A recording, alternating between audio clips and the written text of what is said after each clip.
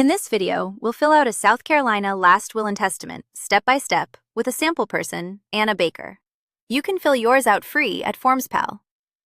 This is general information, not legal advice. Start with you, the person making the will, the testator. Type your full name at the top, then in the opening line, your name again, the city where you live, and your county. Anna Baker lives in Columbia, Richland County.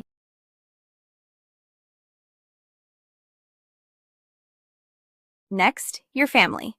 Note whether you are married and name your spouse. Here, Ben Carter. Then list your children with their birth dates.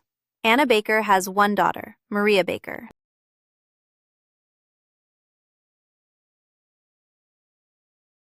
Now, the heart of the will, who inherits. Name each beneficiary and what they receive.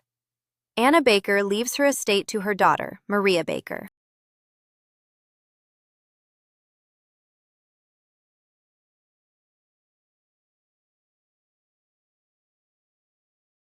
If you have minor children, name a guardian to raise them if both parents are gone, and an alternate.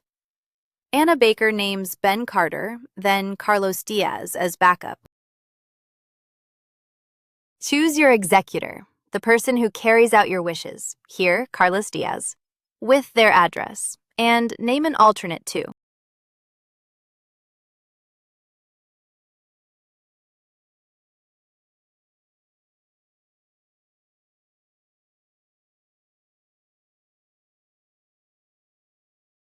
Hey there, and welcome back.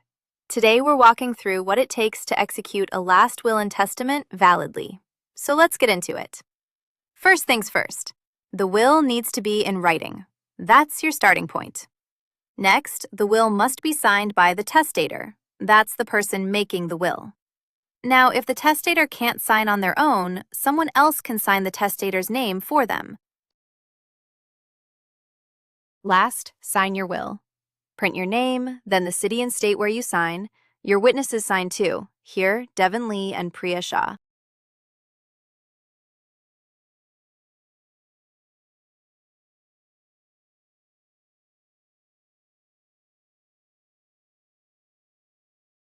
That is the whole will.